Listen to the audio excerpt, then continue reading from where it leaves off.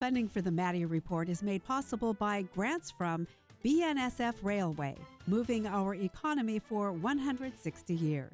Harris Ranch Resort, providing Western hospitality and award-winning cuisine. The Wonderful Company, committed to growing a better world. Comcast, connecting people to the moments and experiences that matter most. Producers Dairy, nourishing one life at a time. The Spencer Family, and Fresno State Associated Students Incorporated, students serving students. The Maddy Report is also made possible thanks to contributions from Cook Land Company, E&J Gallo Winery, the Fresno Association of Realtors, and California Manufacturing and Engineering Company.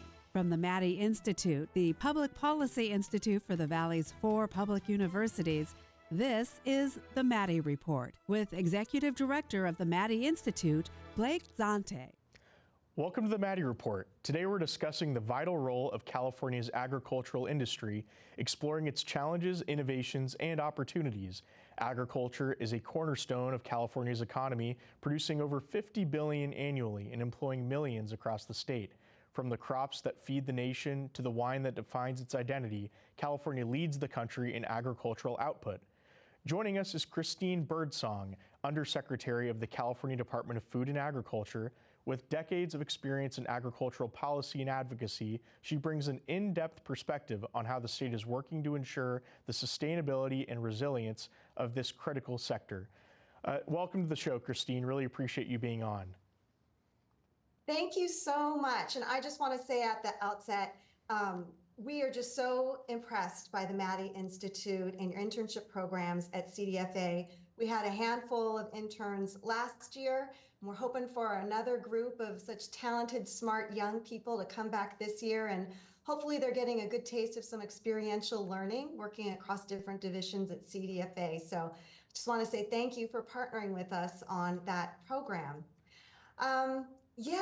We've got a lot of issues facing agriculture today, some really critical issues that can feel overwhelming. Shall I just jump in, Blake? Yeah, to begin, let's really examine the big picture. I mean, California's agricultural industry faces several pressing challenges, as I'm sure you're just about to talk about here, including climate change, water shortages, supply chain issues, and workforce limitations, and that's a lot packed in there. So, I mean, maybe just talk about a little bit, how does the department prioritize these issues, and what overarching strategies are being implemented to address them, and just at a very broad-based level, because as the show goes on, we'll dive in more specifically to other issues as well. And I should add, I really do appreciate your point about the interns in the CDFA. We're looking forward to continuing that program again this year. Absolutely. Well, yeah, you definitely captured a lot of the top line issues that we're dealing with, and it really can feel overwhelming at times. But my boss, Secretary Karen Ross, she always likes to say that CDFA is small but mighty. So we are used to addressing all of these issues in parallel, and we certainly have the expertise on staff to work these issues all at once. And I'd say it's really remarkable how much they overlap as well. So it's important to take that into consideration. But I think that climate change is really the challenge of our time, and not just for these ag issues, but all across the major social, political, economic challenges that we're facing right now. So in terms of an overarching strategy, we definitely see all of our work through that lens because we have to. Climate change is just that pervasive in terms of its impacts. So, for example, water shortages, not new to California farmers, but climate change as a really powerful underlying factor has made droughts in California longer, more frequent, more severe. Our temperatures are hotter, the weather is harder to predict and more extreme. So our approach to addressing these conditions, it's not just drought, of course, it's wildfires, that's relevant right now. It's floods, it's high temperatures, it's pests and plant diseases. Our approach is really to arm our farmers and ranchers with as much information as possible so they can make the best decisions for each individual farm and set of circumstances. So we've done that by trying to capture some valuable and some detailed data and analysis during the past two major drought periods, for example. And one of the advantages we have in California is that our public university system is it's unmatched. And their scientific capacity is just tremendous. They've been a great partner in terms of tracking the impacts of climate change on ag. So I'm sure we'll get into supply chain and workforce issues as well, but I just wanted to touch on in terms of overarching strategies, climate change is definitely the backdrop for most of what we do. That's great, and that'll transition into our next segment. We're going to take a quick break and then we'll be right back. This is the Maddy Report.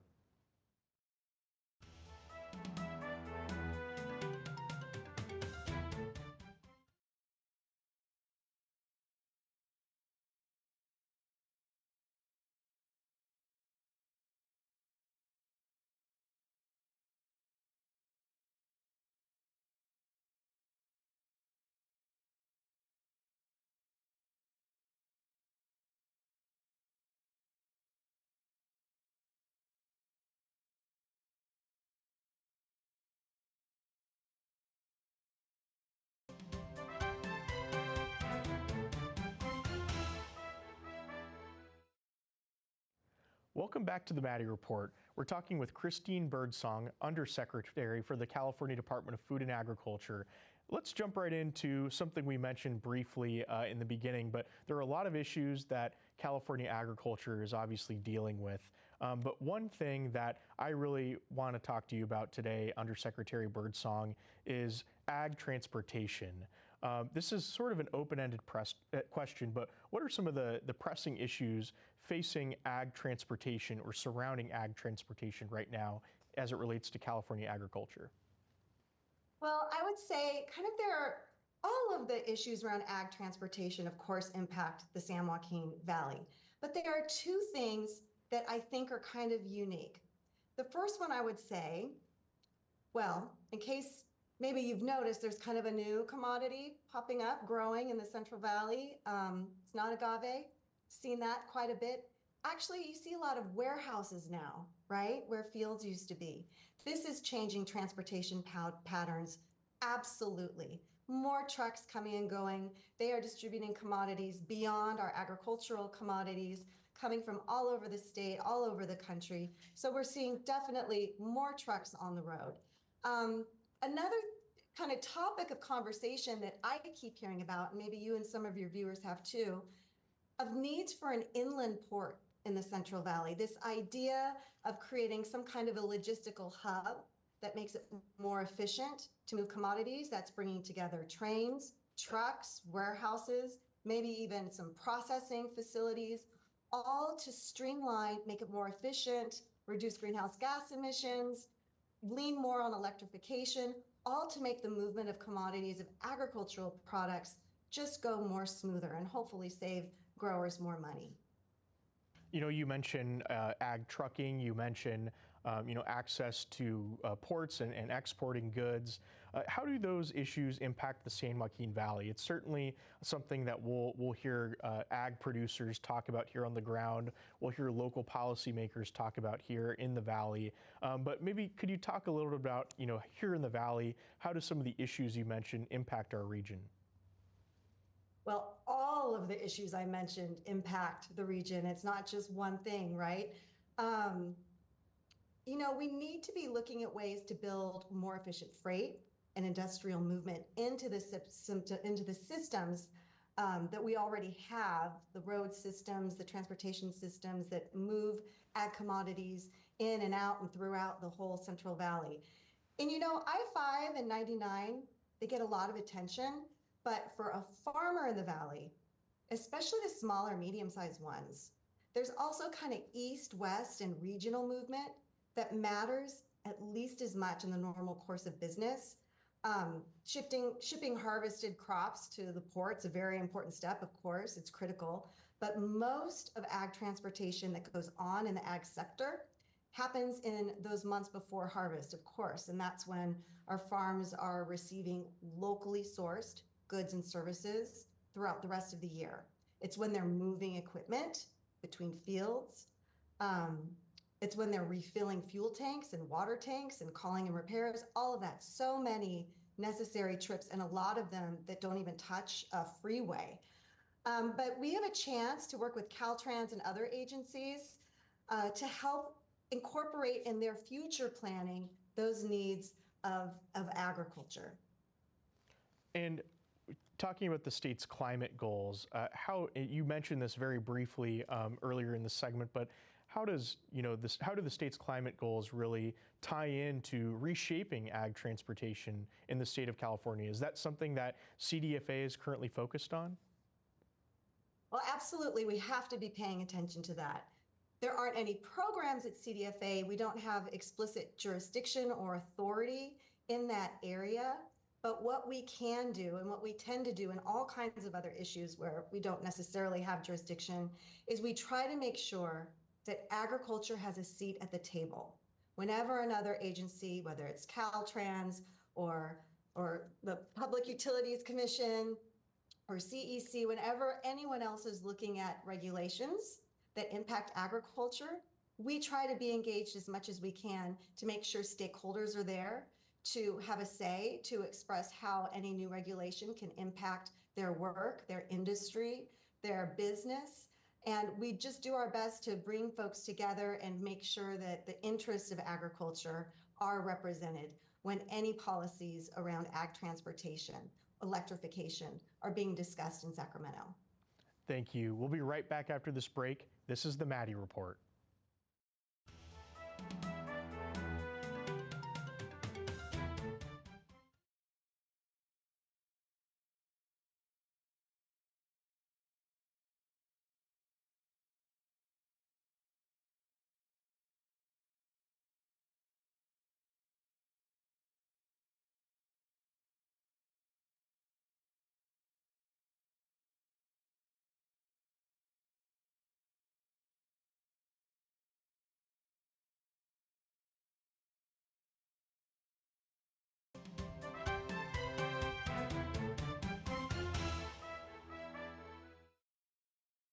Welcome back to the Maddy Report. You may have addressed this, slightly in your previous answers or started to get to it, but let's talk a little bit about federal policymaking and the role that it has in influencing California exports, specifically related to the ports. Does CDFA work closely with federal partners on these types of issues? We do, but of course, as you know, as everybody knows, it's really the federal government that is driving trade policy. And so it is absolutely critical to always engage with Congress and the administration to address trade issues, whether those are tariffs or market access or non-tariff barriers like sanitary, phytosanitary restrictions and other issues. I would say we have a really great community in California that is represented by trade associations and agricultural boards and commissions and others who really can help educate and inform the feds, whether it's USDA or USTR, members of Congress, on these key issues that are important both in the state arena and for federal trade relations, which is absolutely critical in moving that needle on trade policy. Specifically, I'm thinking about some federal trade programs that are really important for California, and they are authorized in the Farm Bill, which was up for reauthorization 2 years ago. We're all crossing our fingers that Congress is going to get to that as soon as possible. But as a state, we engage in that process by we held several roundtables throughout the state, trying to get as much feedback from as many different ag stakeholders as possible. We engaged our sister state agencies who have some work with other state programs under the Farm Bill. And we sent a letter to members of Congress, kind of letting them know what California's top line priorities are.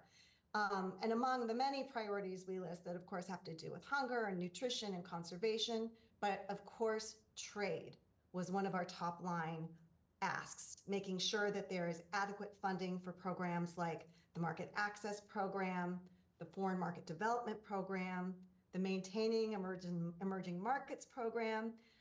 There are a couple of programs that are specific to specialty crops and the work that a lot of our producers and representatives are doing to expand international markets. And those are the technical assistance for specialty crop growers. And then there's also the specialty crop block grant program, where states get federal money to fund their own kind of priorities in terms of marketing, research, development, and quite a bit of money goes towards research on emerging markets. So we absolutely work closely with our federal partners to make sure that those programs that are important continue to work as well as they have been for California specialty crop producers. Let's talk about the future of ag transportation here in California. What will the future look like 5 to 10 years from now for California farmers? I mean, will ag products still be moved in the same way, or are we anticipating some changes? Well, there's kind of a very big picture response to that question that has to do with global economies, and I really need to have a crystal ball for that. But I've kind of got a smaller picture response, I think. About a month or so ago, I had the privilege of giving a presentation about agriculture and its unique transportation needs. And the audience was the Caltrans Sustainable Freight Academy. And these are the engineers who are in charge of planning regional transportation projects all over the state, including in the San Joaquin Valley. And the question that these engineers asked me essentially was, what needs does ag have that would change the way that we should design transportation infrastructure? And we talked about the fact that agriculture happens really kind of in the middle of nowhere, kind of rural, remote areas where we've got the best dirt and sunshine and big tracts of land that we can grow things on. So our needs in agriculture are very different from, say, industrial shippers. Our shipments don't begin on an industrial cement pad. They start in a boggy field on a rural two-way road lined with irrigation canals, four-way stop signs, probably a mailbox that's for a home and not an office, because as we know, most people in agriculture live where they work. So that's our infrastructure. Most of the trucking for agriculture goes along these thoroughfares. And this has to be a part of the plan. So although we're really trying to move quickly towards EVs for trucks and tractors, that's another thing that presents some challenges. Like, I'm sure you've heard quite a lot that when we're looking at EV trucks, batteries are so heavy that it really reduces the amount or the weight of the commodity that a truck can carry. So this requires more vehicles, more drivers, more trips, and not to mention a whole charging infrastructure that really needs to be considered, needs to be built, and needs to be powered. Thank you. And then you have to think about, what are those EV commercial vehicles going to do at intersections and on-ramps in the valley? What does this mean for rural roads that already aren't designed for the vehicles and the trips and the weights that they carry today? And then, like I mentioned before, the growth of warehousing in the valley. This also increases and changes traffic patterns and the amounts of traffic too. We're all aware of that. Well, there's certainly a lot for everyone to consider as we move ahead into the future. We're going to take one more quick break and then we'll be right back. This is the Maddy Report.